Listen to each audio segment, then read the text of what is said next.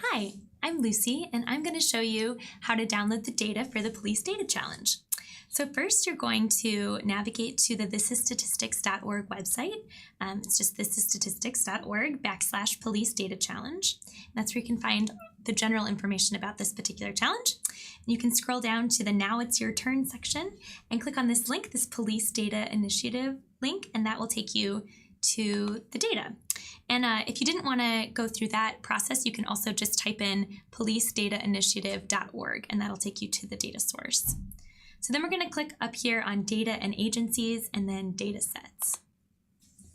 So once we're here, there are a bunch of data sets that are on this site that we're not going to be using for this particular challenge. We're just focusing on the calls for service data here, and in particular, just 3 locations. So we're looking at Baltimore, Cincinnati, and Seattle. So we can scroll down to this interactive portion where we can filter by the type of data set that we're interested in. So we're looking at calls for service data.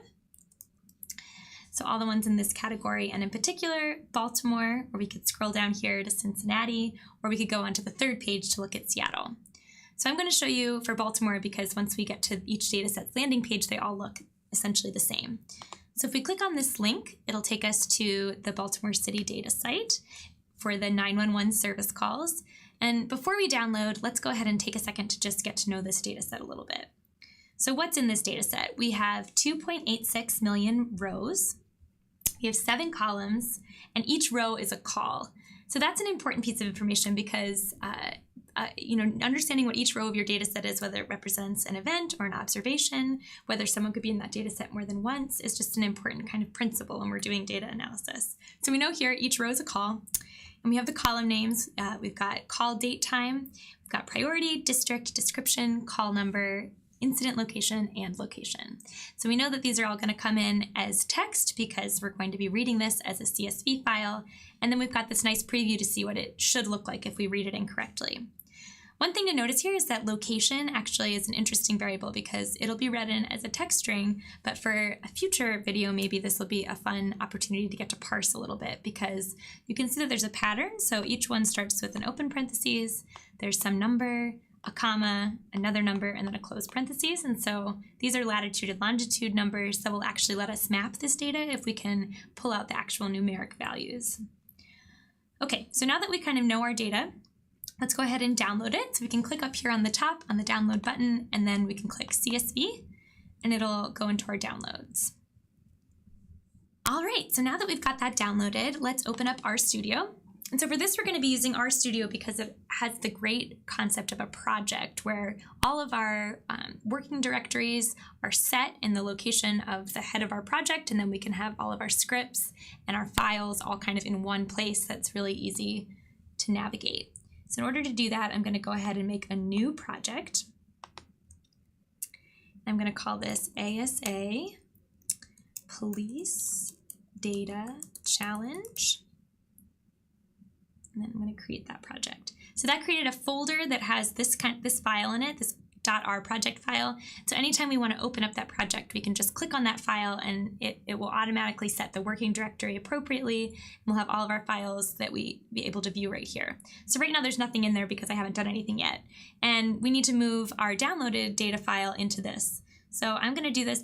This is just however you would move files normally. I'm just going to kind of drag it in. So I know that I just downloaded that into my downloads folder. So I've got it right here.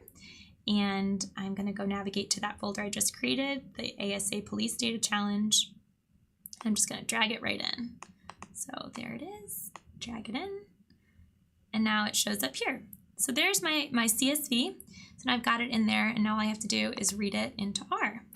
So now I'm going to open a new R script, make a little comment so I remember what I'm doing, read in police data file from, I'm going to give myself a link so that I remember where I got this data from. And I'm going to use the readr package to do this. So if you don't have the readr package already, you can do install.packages readr. So you can go ahead and run that. I already have it, so I don't need to run that part. So I'm just going to do library readr. And now I want to call this data set something once I read it into R, so I'm going to call it calls data. I'm going to do read CSV because this is a CSV file. And now I don't have to tell it what directory it's in because I'm using a project, so it already knows to look in my top directory of my project.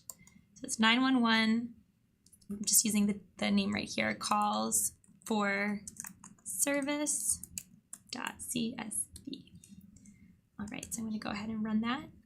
So R is now telling me how it's reading each of these columns, and hopefully this is exactly what we wanted. It turns out it is. It's reading them all as character variables, which is what we had hoped for. And it also gives me a nice progress bar here at the bottom to let me know how close it is to being finished. All right, so now that it's finished, we can actually look at what that looks like. Calls data.